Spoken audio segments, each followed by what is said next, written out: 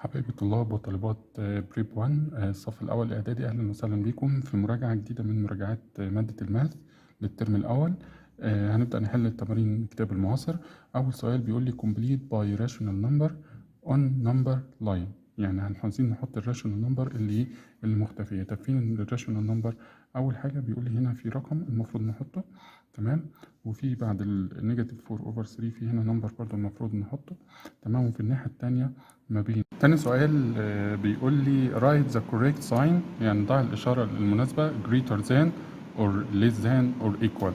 طيب جايب لي شوية أرقام. أول حاجة نيجاتيف هاف وزيرو.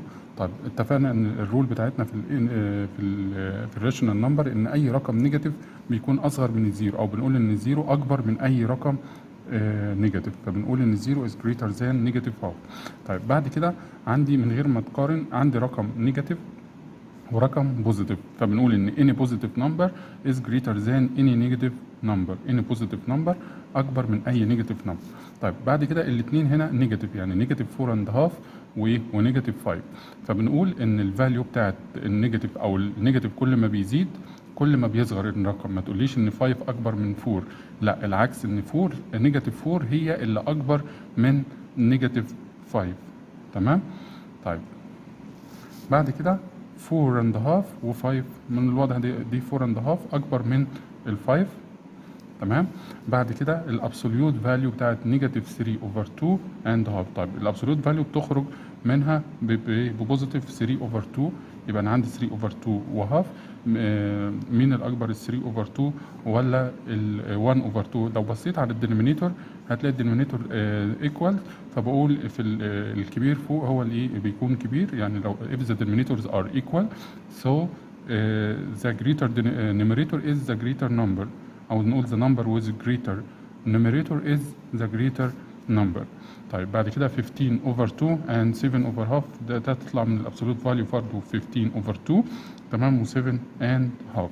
طيب لو عملنا ده، لو حولنا ده improper fraction وده ميكسد نمبر، هحول الميكسد نمبر لامبروبر فراكشن عشان اقدر اقارنهم. فبقول احول امبروبر فراكشن زي اكتب ال2 زي ما هي الدينومينيتور، وبعد كده اعمل ال7 تايمز 2 ايكوال 14، وال14 بلس 1 ايكوال 15. اصبح هنا 15 اوفر 2، في الناحيه الثانيه برضو 15 اوفر 2، 15 اوفر 2، so they are equal. سؤال رقم 3 question رقم نمبر 3 بيقول لي arrange the following rational number descendingly. هنرتبهم descendingly يعني من الكبير او from greatest to smallest. طيب لو انت ملاحظ كده ان الراشونال نمبر they are not equals in denominator، يعني الدينومينيتور مش زي بعضهم، فمش هعرف اكمبير. طيب يا مستر اعمل ايه في الحاله ديت؟ طيب في الحاله ديت بنحل بحاجه اسمها ال LCM. يعني ايه LCM؟ اللي هو lowest common multiply.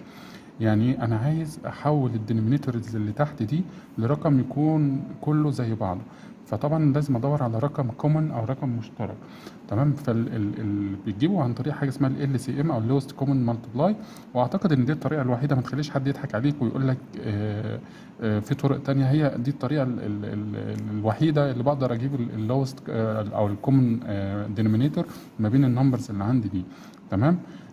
عشان نعرف نتعلم شغل الماس كويس هناخد ال10 هعملها ديفايد 2 هتدينا 5، تمام. ال5 اعمل لها ديفايد 5 هتدينا ايه 1. اللوست كومن مالتبلاي بجيبه عن طريق ان انا بحلل او بعمل فاكتورايزيشن للنمبرز اللي عندي تو البرايم نمبرز. طيب بعد كده وطبعا النمبرز اللي عندي هنا اللي هعمل لها هي الدينومينيتور. تاني نمبر عندي اللي هو 30 ابدا اعمل لها ديفايد 2 هتدينا 15 ديفايد 3 ايكوال 5، بعد كده 5 ديفايد 5 ايكوال 1. بعد كده الدينومينيتور الثالث اللي هو 3 يبقى 3 ديفايد 3 ايكوال 1. بعد كده ال 15 مش هينفع 2، اخش على 3، 15 ديفايد 3 ايكوال 5 ديفايد 5 ايكوال 1. طيب بعد كده ابدا اكتب الارقام بالشكل دوت. ال 10 ايكوال 2 واروح بعيد اكتب 2 تايمز 5. بعد كده ال 30 ايكوال 2 احطها تحت ال 2، بعد كده تايمز 3 ابعدها شويه، بعد كده تايمز 5 احطها تحت ال 5، لان ال 30 عباره عن 2 تايمز ال 30 عبارة عن 2 تايمز 2 تايمز 3 تايمز 5، فعشان كده بكتبها بالشكل دوت. طيب بعد كده هنبدأ نخش على السؤال اللي بعد كده. بيقول لي write for rational numbers between each of the following pairs of number. طبعا ده سؤال مهم جدا وبيتكرر كتير. بيقول لي اكتب لي مجموعة من الراشونال نمبر موجودة ما بين التو راشونال نمبر دول. طبعا عشان تحل الكويستشن دوت، او عشان تحل السؤال دوت، هتيجي تبص على الارقام، مش هتلاقي الفراكشنز مش زي بعضها، يعني هتلاقي الدينومينيتور هنا 2 والدينومينيتور هنا 12. طب فعشان تبدا تفكر في المساله دي، فانت تقول لنفسك كده انا عايز الدينومينيتور تحت يكون زي بعضه علشان اقدر اكتب ارقام في النص. طيب تيجي تبص على الكومن نمبر او الكومن ملتبلاي اللي ما بين ال 12 وال 2، هتعمل 24. هتلاقيه كام؟ 24. او تريح نفسك وتقول انت عايز تجيب رقم مشترك ما بين ال 12 وال 2، تعمل لهم تايمز بعض. يعني لو عملنا 12 تايمز 2 هتديني 24. هتديني ايه يا ولاد؟ 24. فبقوم كاتب هنا تحت 24 وبرده تاني 24. طيب يعني انا قصدي ايه يا مستر بالكلام ده؟ ان انا هحول الدينومينيتور اللي موجود هنا لل2 هحوله يبقى 24، وال12 هحوله برده يبقى ايه؟ 24. حولت ال2 بقت 24، يعني عملت لها تايمز 12. تمام. ترجع تعمل فوق برده تايمز 12، يبقى 1 تايمز 12 هتدينا 12. او بقول كده ان انا هعمل ديفيجن لل24 على 2 هتدينا كام؟ 12. واللي يطلع اعمل له تايمز 1، يعني اقول كده 24 ديفايدد 2 ايكوال 12. 12 تايمز 1 بكام؟ ب 12. بعد كده 24 ديفايدد 12 هتدينا كام؟ 2. 2 تايمز 11 هتدينا 22.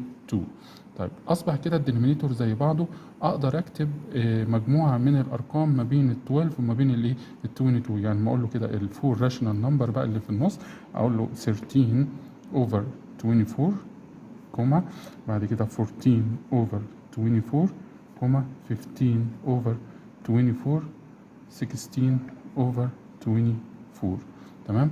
ده باختصار طريقة الحل بتاعتها. نفس الطريقة ان انت تجيب common multiply ما بين الدينومينيتور.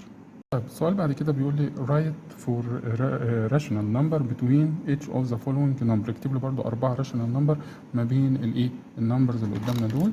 برضو بنفس الطريقة. انا دلوقتي عايز اجيب common denominator او denominator تحت يكون مشترك، لازم احوله رقم يكون مشترك ما بين ال 4 وال 3. فلو عملت لهم تايمز بعض، يعني قلت 4 تايمز 3 ايكوال 12، اعمل هنا 12 والدينومينيتور بقول له كده ان انا هحول الدينومينيتور ده ل 12 والدينومينيتور التاني برضه هحوله ل 12. اشمعنى 12؟ علشان انا لو عملت 4 تايمز 3 بتدينا 12، فال 12 it is a common multiply او common multiple لل 4 وال 3. طيب بعد كده اعمل ايه؟ اقول له كده 12 ديفايدد 4 هتدينا 3. 12 ديفايدد 4 ايكوال 3. 3 تايمز نيجاتيف 3 بكام؟ بنيجاتيف 9. او بقول لنفسي ال 4 بقت 12، يعني عملت لها تايمز 3، اعمل فوق برضه تايمز 3 بقى 3 نيجاتيف 3 تايمز 3 هتدينا نيجاتيف 9. بعد كده اقول له 12 ديفايدد 3 ايكوال 4. 4 تايمز نيجاتيف 2 ايكوال نيجاتيف 8. نيجاتيف ايه؟ 8. انا دلوقتي I want to write 4 rational number between negative 9 over 12 and negative 8 over 12. طب هبص كده مش هلاقي فيه اي رقم ما بين لسه، يعني لسه ده صغير، ال 9 دي صغيره وال8، او ما فيش حاجه ما بين ال 9 وال8، او ما فيش اي نمبر ما بين ال 9 وال8. في الحاله ديت اعمل ايه؟ ارجع اضرب الفراكشن اللي انا طلعته ده، اضربه مثلا اعمل له تايمز 10، او هنا برضه اعمل له تايمز ايه؟ 10. فمعنى كده ان انا بكبر الفراكشن او بخليه كبير جدا. طب نيجاتيف 9 طبعا بعمل تايمز 10 فوق وتايمز 10 تحت عشان ايه؟ ما نتلخبطش. نيجاتيف 9 هتبقى نيجاتيف 90 اوفر 120 اوفر 120. والناحيه الثانيه برضه هتبقى نيجاتيف 80، تبقى نيجاتيف 80 اوفر 120. تمام. طيب بعد كده اعتقد كده الرينج بتاع النمبرز بقى كبير. تمام. بقى كده الرينج بتاع النمبرز بقى كبير. ما بين النيجاتيف 90 والنيجاتيف 80 ممكن اقول له ايه؟ عندي نيجاتيف 89 over 120، عندي نيجاتيف 88 over 120. تمام. over 120 عندي نيجاتيف 87 over 120، عندي كمان نيجاتيف 86 over 120. وبقى انا كده جبت 4 rational number between النيجاتيف 3 over 4 and نيجاتيف 2 over 3. السؤال اللي بعد كده بيقول لي write 4 rational numbers between 0 and 3. ايه ده؟ ازاي انا هكتب 4 rational number ما بين 0 و 3؟ عادي خالص. يعني انا لو تخيلت ان انا عندي هبدأ بالزيرو اقول مثلا 0 اوفر، لو قلنا مثلا 0 اوفر 3، بعد كده 1 اوفر 3، بعد كده 2 اوفر 3، بعد كده 3 اوفر 3، بعد كده مثلا اقول ايه 4 اوفر 3، 5 اوفر 3، 6 اوفر 3، وتفضل مكمل لحد ايه 7 اوفر 3، 8 اوفر 3، 9 اوفر 3 اللي هي بكام؟ اللي هي ب 3. انا كل دول عندي ما بين الزيرو، تمام، ما هي 0 اوفر 3 اللي هي بزيرو، و9 اوفر 3 اللي هي بكام؟ ب 3. يبقى انا دلوقتي كتبت مجموعه من الارقام كتير جدا ما بين الزيرو والايه وال3. اي بقى 4 اختار منهم، او اي 4 نمبرز، انا اقول مثلا 1 اوفر 3، 2 اوفر 3، 3 اوفر 3، 4 اوفر 3. they are a group of numbers between or rational numbers between between 0 and 3. طيب بعد كده في مسألة مهمة جدا، جايب لي نمبر لاين زي ده كده، بيقول لي ايه؟ بيقول لي كاتب لي هنا 1 over 3 وهنا 2 over 3، وبيقول لي اكتب لي هنا 4 rational number، ادي 1 2 3 4. هبدأ احلها ازاي؟